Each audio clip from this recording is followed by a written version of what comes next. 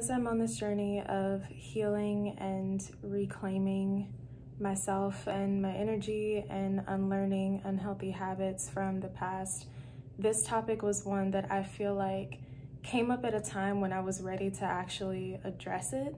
And because I feel like I'm at this point where I'm able to, as I said, address it and look at it for what it is and talk about it and verbalize how I feel about it and actually kind of like find the root of where this comes from, I wanted to make this video because I know I'm not the only person in the world who either knows they have a savior complex or feels like they have one or are curious about whether they have one. And I felt like making this video would help me process this as well through researching for this video, but also maybe be able to help someone else. And if you clicked on this video, it's likely that you think you have a savior complex and you're unsure. And hopefully this video can give you some sort of clarity or some sort of answers and can help you move forward with the knowledge that you may learn from this video. So I will put a disclaimer. I'm obviously not a licensed professional, like I am not a therapist. If you feel like you need to speak to someone, I will link in the description a website where you can find a therapist in your area. Side note, always make sure to look for a sliding scale so you can try to find a therapist who is a bit more affordable for you. But with that disclaimer being said, I will go ahead and get into the savior complex shit.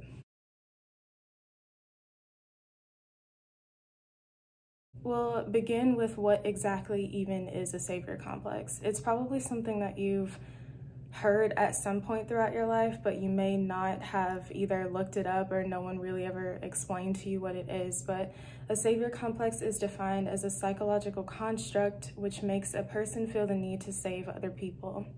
Individuals with this construct have a strong tendency to seek people who are desperately in need of help and assist them, often sacrificing their own needs for others. And that definition within itself, I feel like I got called out in that definition.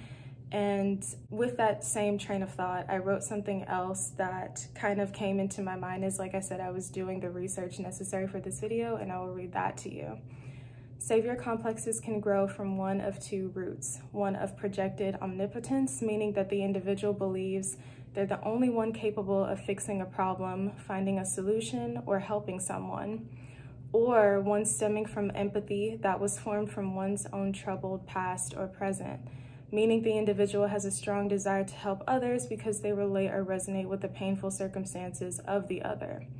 Either way, this mindset can cause these individuals to have trouble building healthy relationships, to have feelings of depression and anxiety, to be emotionally manipulated or taken advantage of, or to feel burnt out or low on energy. So that second part was like my personal take and my personal like understanding of like what a savior complex is and how it can negatively impact those who have one. From personal experience, I feel like I first noticed that I may have had a bit of a savior complex when I was in high school.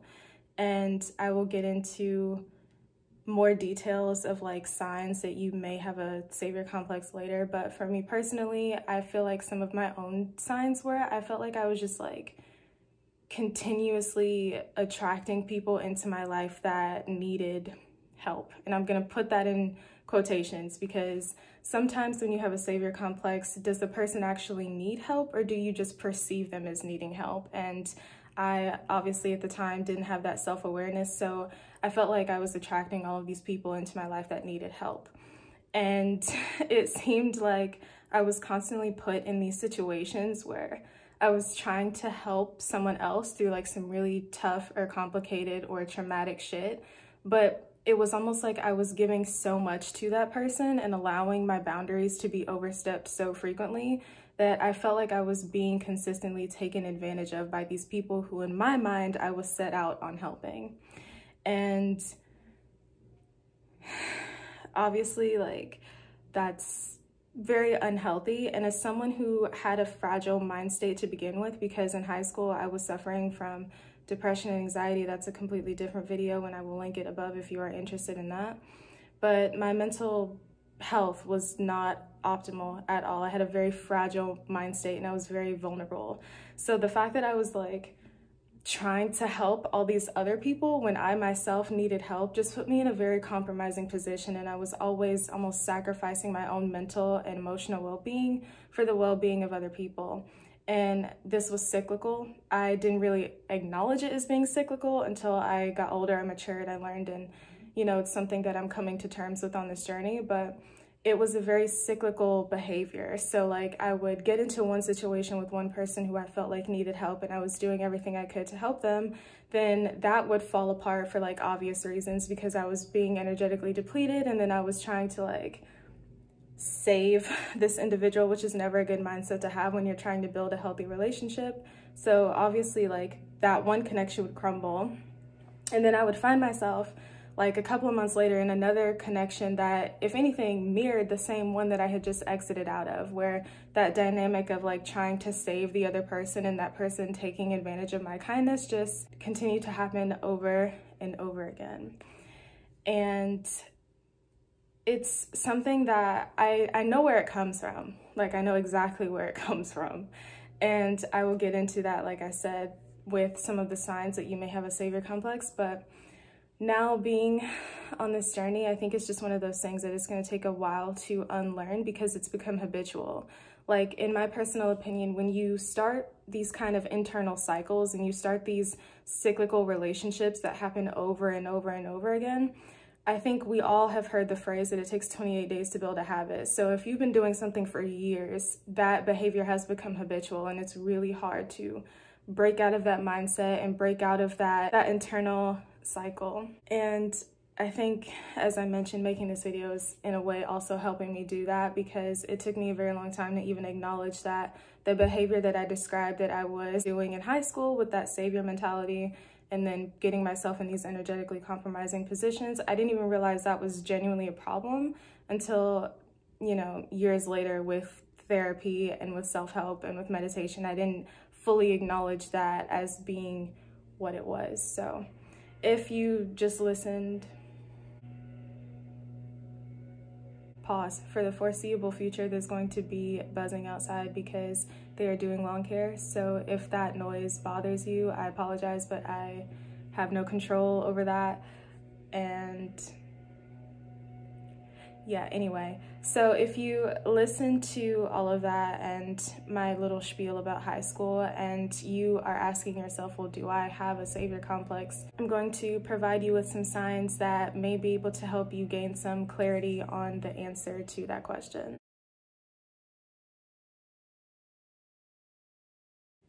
You're consistently finding yourself in connections with people who are struggling in some significant way, whether mentally or physically.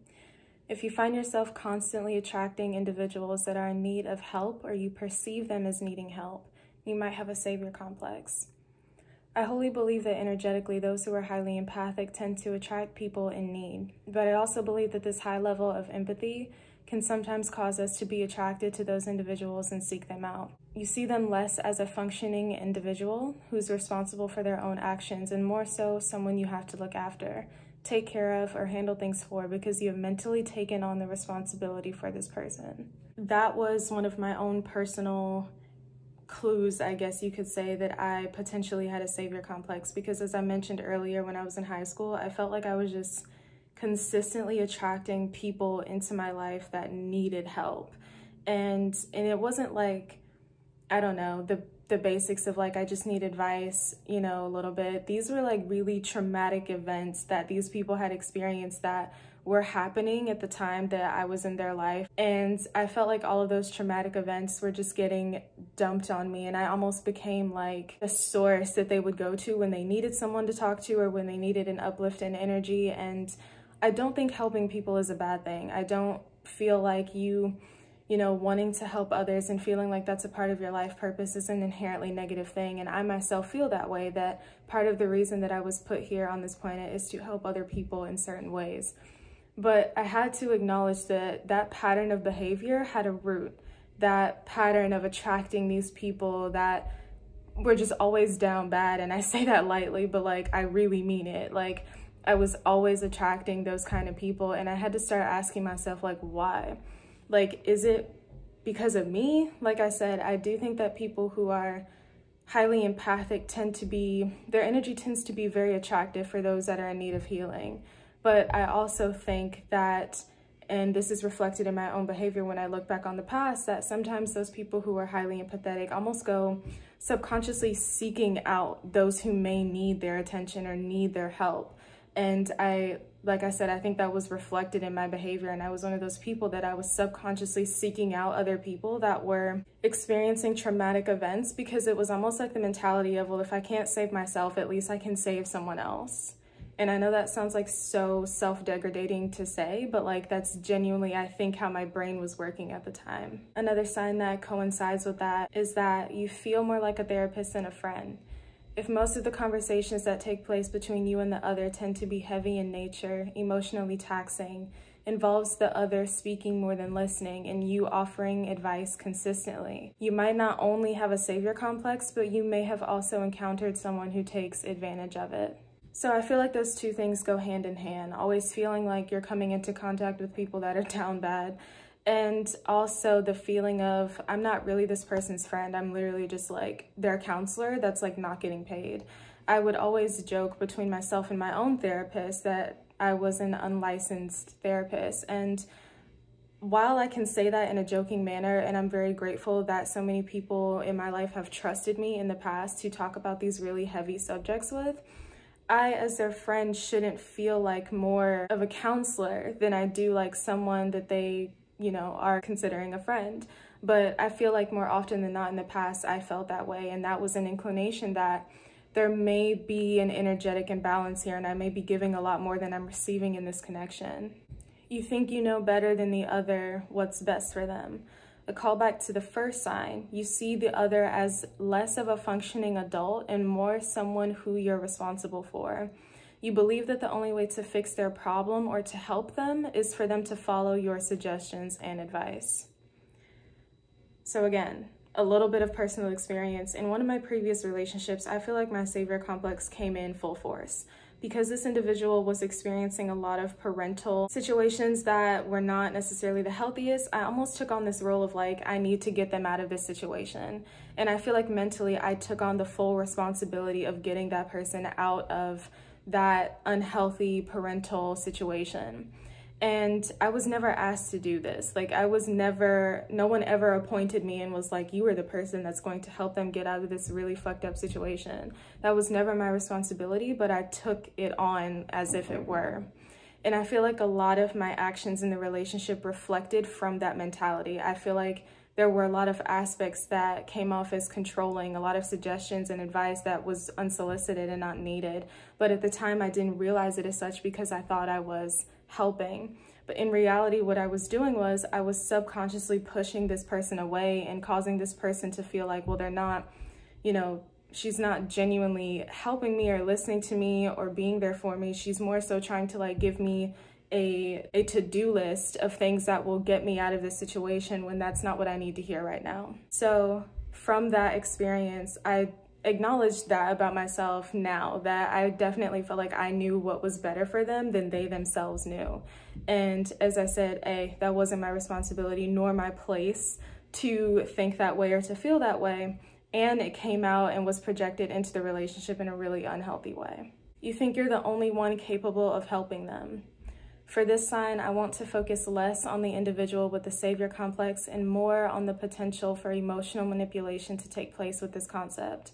If the other is constantly reiterating to you that you're the only one who can really help them or the only one who really cares, this may be a red flag that you're being emotionally manipulated and being taken advantage of. There are always other solutions like therapy, communicating with friends or family, or exploring self-help. They should not be convincing you to believe their codependency is a reflection of your kindness or making it personal to you. This one I feel like is a big one. So for the entirety of this video, I wanted it to be less focused on the harm you may be doing others with your savior complex, which is why I titled it The Self-Harm and Having a Savior Complex, because I feel like there are a lot of self-degradating behaviors that take place within this savior complex mentality. And I feel like this is one of them, and if not one of the biggest ones that I feel like kind of go unnoticed. We've all heard the phrase like, I was taken advantage of, or my kindness was mistaken for weakness. We've all heard those. And I feel like when you have a savior complex, you may be putting yourself in the position to be emotionally manipulated by people who are willing to be emotionally manipulative, and people who are willing to take advantage of someone's kindness, because you see this situation or this person as something that you yourself can fix, that you can take care of. And when you're constantly thinking that way, you may sacrifice your own well-being to fix this situation or fix this person. And that person or the people involved in the situation may see that about you, and almost like the mentality of, well, like, how far can I stretch this person's kindness, or how far can I stretch this sacrifice and this willingness to help? And I just feel like you need to be very mindful. If you are listening to all of these and you feel like, well, damn, like some of these signs like really resonate with me, just be mindful of people in your life that may have said that shit to you of like, well, you're the only person that can help me. Like, for example, something that was actually said to me by an ex-partner was, well, I don't need a therapist, I have you.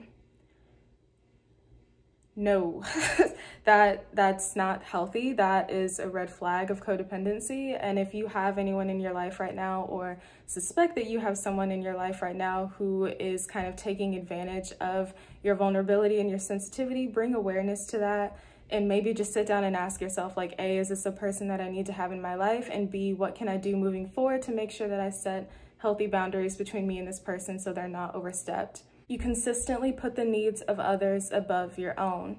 You find yourself feeling drained, depressed, or like your own voice isn't being heard among your circle of friends and family, though you are constantly the listening ear for them.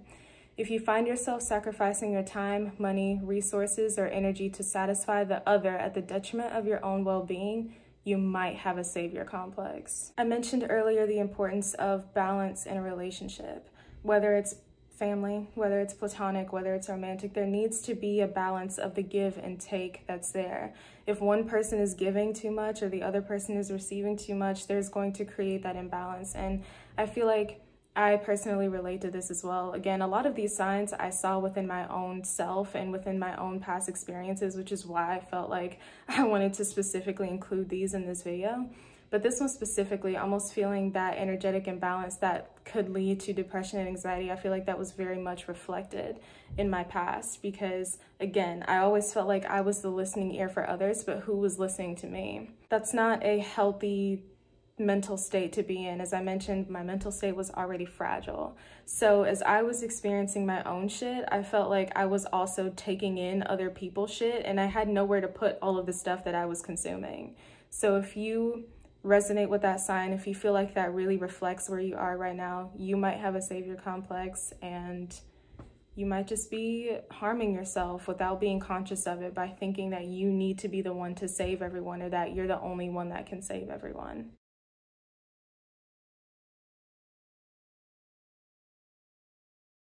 So what can we do moving forward? We've talked a little bit about me. We've talked about some of the signs of a savior complex. And if you have gotten this far into the video and you listen to those signs and they resonated with you and you're thinking, well, fuck, like I have a savior complex, what can we do? Like, what steps can we start taking moving forward from this video that will help you be conscious of it, and to also form better and healthier habits so that your relationships can improve and your relationship with yourself can improve? I think the first question is to ask yourself, like, if you're always helping other people, when and how do you make time to help yourself? And that is the question that almost made me uncomfortable. Like a few years ago, if I had asked myself that question, I wouldn't even be able to sit with it like long enough to process and answer. I felt like, again, that part of my life purpose was to help others. And the concept of helping myself just did not click or compute in my brain. And I think a part of that is because A, I felt like I didn't deserve help. Shout out to therapy for helping me unlearn that. But also I didn't know how to go about being there for myself. I was so used to being there for other people that the concept of like giving that same care and attention to myself, again, it didn't compute. So ask yourself that, like, what are some things that you are constantly doing for other people that you may feel like is not being done for you, that you're capable of doing for yourself? Whether it's spending time alone or doing things that you enjoy, being in your own energy, meditating, having some sort of self-care or self-love routine. What can you be doing so that you can spend intentional time with yourself to ensure that like you're not constantly just like giving your energy to other people without replenishing it. I believe that another important aspect of unlearning your savior complex is setting boundaries. You can believe that a part of your life's purpose is being of service to others without allowing this belief to become detrimental to your mental and physical health. You achieve this by setting boundaries, by realizing your limits in situations involving others, and placing your well-being back in the rightful place of being above those of others. You can't pour from an empty cup. And by choosing to only involve yourself with individuals that are focused on self-development and taking responsibility for their own behaviors and actions. So I mentioned a couple of things. The first thing is setting boundaries, which if you are someone who is constantly giving and not receiving, it can be really hard to do that. Like, I had to actually, this may sound silly when I say it, being that I'm a 21-year-old, but I had to actually learn how to say no. Like, I actually had to like spend intentional time learning the practice of saying no and like being okay with saying no. So I had to learn how to set that boundary of not doing things for others that I didn't want to do or that felt uncomfortable to do, or to just finally be like, okay, look, I know that you want to keep talking about this or like you want to keep doing this, but I need either a break or I need to step away. So setting boundaries can be really difficult, especially if you've never had boundaries ever and you've just kind of, unfortunately, and I relate to this, have just allowed shit to happen and unfold naturally when in reality you were just letting other people make life decisions for you, and that led to some really ugly experiences. It's really hard to like almost like stand up for yourself in the same way that you would stand up and protect another person or someone who means a lot to you. You have to do the same for yourself. So you have to learn how to say no. You have to learn how to say fuck off if you need to say that. You have to learn how to stop consuming everyone else's problems when yours aren't being listened to or yours aren't being heard. And that leads into knowing your limits with other people and other people's situations. We have all heard the phrase, you've done as much as you can do. Sometimes you have to learn, you know, you could do more, but should you? So rather than saying like, I need to do all I can do, I need to do all that I should do. So like, we can do a lot for people. We can do a lot for other people, but ask yourself, like, do you need to? Does the situation or this person require more of your energy? Do they genuinely need more of your attention and more of your care, especially if it's one of those situations where the advice is not being taken or the situation is not changing, even with you giving all of this effort and all of this energy. So knowing your own limits, setting protective limits for yourself so you're not giving more to a situation than you're receiving, which leads into placing your well-being back into the rightful place of being above others. And I feel like when we say that, or when we say something of that caliber, people automatically assume that it's linked to arrogance or selfishness, when in reality you're taking care of yourself. It doesn't mean that you view yourself any higher than other people or that you're putting yourself on some sort of like mental pedestal. It just means that you acknowledge that, like I said, you cannot pour from an empty cup. If you are not giving grace and love and understanding and patience and time to yourself, if you're not consciously giving that to yourself, it's going to be really difficult for you to do that for other people without eventually becoming depleted and even leading to depression and anxiety, as I mentioned. So it's not selfish, it's not arrogant, it's called taking care of yourself, because the way that you take care of yourself can be reflected in the way that you take care of other people. So put yourself first. You come first before anyone else's problems or anyone else's situation. You should never be in a situation that is causing you to deplete your energy while giving energy to someone else. Should never be in a situation like that, okay? Take care of yourself, take care of your mental health, which, you know, if you get to that stage where you have set healthy boundaries and you've realized your limits and you're putting your needs above the needs of others, that leads to you being more conscious of what kind of people you have in your reality and choosing to only be with people who are on the same wavelength or frequency as you, meaning people that are conscious and self-aware, meaning people that are on this same journey of healing and of loving themselves and of becoming the best version of themselves, of people who are willing to listen and to learn about you, to help you and support you in the same way that you are doing for them. Again, in a relationship, balance is the most important thing. So you need to be surrounding yourself with people, like I said, who provide that same love, care, and support to you, but are also willing to do what's necessary for them to become the best version of themselves. There are too many people in the world with good souls, with intentions of helping others, that don't know how to set the proper boundaries so there can be balance between caring for themselves and caring for others. And if you, again, have made it this far into the video and any of this resonated with you, A, you probably have a savior complex, and B, moving forward, as I said, learn to set boundaries, learn to be honest with other people when you need a break, when you need to just pull back your energy. Recognize when you need to pull back your energy and you've done all you should do for a situation. Know that you do not have to save everyone. It is not your job or responsibility to save every single person that comes into your life. Sometimes they're just there for a season. Sometimes they're just there for you to learn something from them. And sometimes if you genuinely do need to help other people, I think you'll know when it's coming from a genuine place and when it's coming from the need to save them or fix them or help them. Like, I think that's something that I've been seeing a lot. Like, I can fix them. No, you can't. You can only help a person who is willing to receive help, but that doesn't mean that you need to be just extending your energy and your help to every single person that you see has some sort of troubled past or present. I think that it's all a journey on learning this, but my goal for this video was less to give advice and more so to just bring awareness to certain people who have been asking themselves, like, why do I keep attracting people like this into my life, and to bring some sort of clarity into the answer to that question, so that moving forward, when you walk away from this video, when this video ends, that you have that awareness of, like, I kind of know what this is now, so maybe I can be more conscious of it and prevent, again, those unhealthy habits from coming up.